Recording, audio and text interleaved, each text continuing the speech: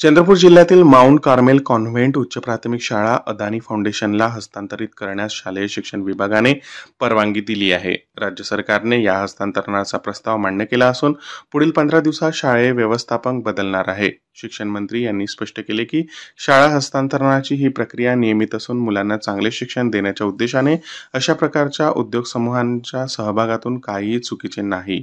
या शाळेचे व्यवस्थापन आधी कार्मेल एज्युकेशन सोसायटीकडे होते, परंतु आता शाळा अदानी फाउंडेशन अहमदाबाद यांना दिली जाणार आहे. 30 जून 2024 रोजी नागपूरच्या शिक्षण उपसंचालकांकडे या हस्तांतरणाचा प्रस्ताव पाठवण्यात आला होता, ज्याला 3 महिन्यांच्या आत मान्यता देण्यात आली आहे.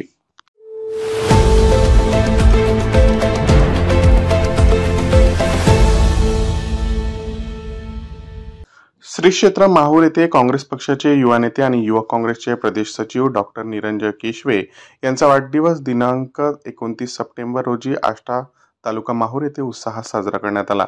या कार्यक्रमात काँग्रेसचे पदाधिकारी, कार्यकर्ते, मित्रपरिवार तसेच हजारो समर्थकांची उपस्थिती होती. ज्येष्ठ नेते नामदेवराव केशवे, ओबीसी सेलचे प्रदेश सरचिटणीस नवीन राठोड आणि बाबाराव केशवे यांनी त्यांना आशीर्वाद दिले. कार्यक्रमादरम्यान कुटुंबियांनी डॉक्टर केशवे यांचे औक्षण केले. या वाढदिवस सोहळ्यामुळे त्यांना मिळालेला उत्स्फूर्त प्रतिसाद चर्चेचा विषय ठरला.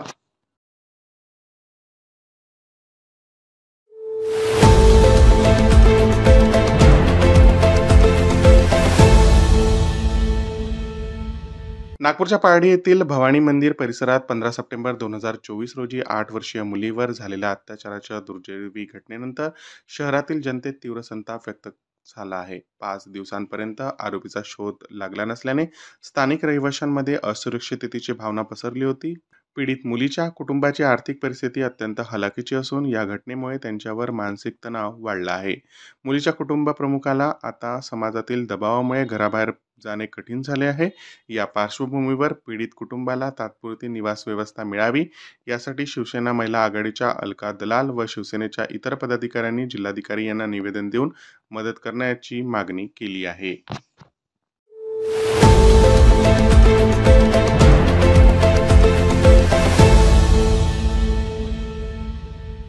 नागपूरच्या दीक्षाभूमीवर भूमिगत वाहनतळाच्या खड्ड्यांवर आंबेडकरी अनुयायांच्या विरोधानंतर प्रशासनाने तातडीने निर्णय घेत खड्डे बुजवले आहेत. धम्मचक्र प्रवर्तन दिनानिमित्त होणाऱ्या अनुयायांची गैरसोय टळेल असे प्रशासनाचे स्पष्टीकरण आहे. दीक्षाभूमीच्या परिसरात भूमिगत वाहनतळामुळे स्तूपाला धोका संभवतो. यामुळे आंबेडकरी समाजाने आंदोलन करून वाहनतळ रद्द करण्याची मागणी केली होती. आता दीक्षाभूमीच्या सर्वांगीण विकासासाठी शेजारील कापूस संशोधन संस्था व आरोग्य विभागाच्या जागा दीक्षाभूमीला द्याव्यात अशी मागणी उच्च न्यायालयात करण्यात आली आहे. या संदर्भात जनहित याचिका दाखल करणाऱ्या वकिलांनी स्पष्ट केले की या जागा दीक्षाभूमीला मिळाल्यास भूमिगत वाहनतळाचा वाद निकाली निघेल आणि आंबेडकरी अनुयायांच्या भावना शांत होतील.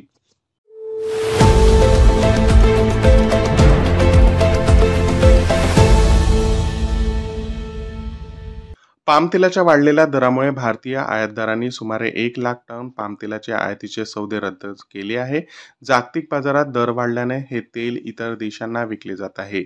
इंडोनेशिया येथील पाम तेल उत्पादनात घट झाल्यामुळे आणि त्यावर बायोडिझेल निर्मितीला प्राधान्य दिल्याने तसेच मलेशियाच्या निर्यात शुल्क वाढीमुळे पामतेलाच्या दरात मोठी वाढ झाली आहे.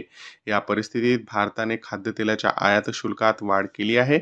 तरीही दिवाळीत तेलाच्या दरात मोठी वाढ होण्याची किंवा तुटवडा निर्माण होण्याची शक्यता नसल्याचे तज्ज्ञांचे मत आहे.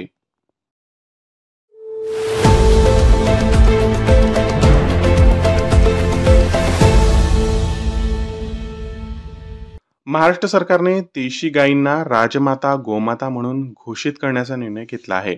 यामागे मुख्य उद्दिष्ट देशी गायींच्या संख्येत घट होण्यावर नियंत्रण ठेवणे आणि त्यांच्या संवर्धनाला प्रोत्साहन देणे आहे.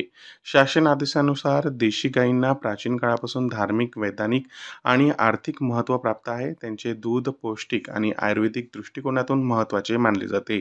देशी गायींच्या विविध जातीमध्ये मराठवाड्यातील देवणी, पश्चिम महाराष्ट्रातील खिल्लारी, उत्तर महाराष्ट्रातील डांगी आणि विदर्भातील गवडाऊ या प्रमुख आहेत. देशी गायींच्या पालनपोषणाला प्रोत्साहन देण्याच्या दृष्टीने त्यांना राजमाता, गोमाता असा दर्जा देण्यात आला आहे, ज्यामुळे पशुपालकांना त्यांचं संगोपन करण्यास प्रेरणा मिळेल.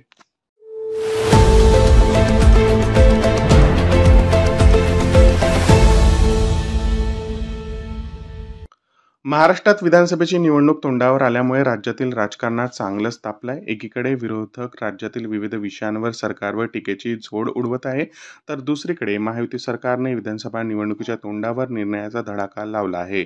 मुख्यमंत्री एकनाथ शिंदे यांच्या अध्यक्षतेखाली आज मंत्रिमंडळाची महत्त्वाची बैठक पार पडली. आगामी विधानसभा निवडणुकीच्या पार्श्वभूमीवर ही मंत्रिमंडळाची बैठक महत्त्वपूर्ण मानली जात होती. या मंत्रिमंडळ बैठकीत राज्य सरकार कोणते निर्णय घेणार याकडे सर्वांच्या नजरा लागल्या होत्या. आज झालेल्या मंत्रिमंडळ बैठकीत राज्यातील विविध विषयांसंदर्भात चर्चा करण्यात आली.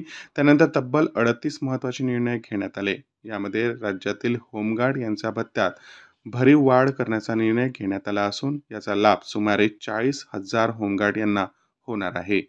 तसेच कोतवालांच्या मानधनात 10% वाढ, तसेच अनुकंपा धोरणातही लागू करण्यात येणार.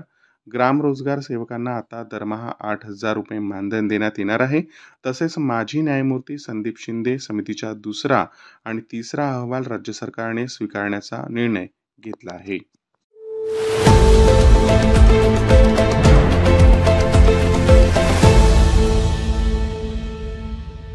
हिंगणा पोलीस ठाण्याच्या हद्दीतील नागपूर-वर्धा महामार्गावरील जामठा टी पॉइंट येथे रविवारी पहाटे एक विचित्र अपघात घडला. चालकाचा ताबा सुटल्याने मिक्सर ट्रकने समोरील कंटेनरला जोरात धडक दिली आणि त्यानंतर विरुद्ध बाजूला असलेला कारवर आदळला. या दुर्घटनेत चालकाचा जागीच मृत्यू झाला. मृतांची ओळख रामलाल गोपीलाल चव्हाण अशी पटली असून तो 2 ट्रकपैकी एकाचा चालक असावा अशी माहिती पोलिसांनी दिली आहे. घटनेत कंटेनर चालक आणि आणखी एक चालक जखमी झाला आहे. अपघाताची माहिती मिळताच पोलीस ठाणेदार आणि निरीक्षकांसह पोलीस कर्मचाऱ्यांनी घटनास्थळी धाव घेतली. अपघातग्रस्त वाहनांना बाजूला करून वाहतूक सुरळीत करण्यात आली. हिंगणा पोलिसांनी मिक्सर ट्रकच्या चालकाविरुद्ध विविध कलमांनुसार गुन्हा दाखल केला असून या प्रकरणात तपास सुरू आहे.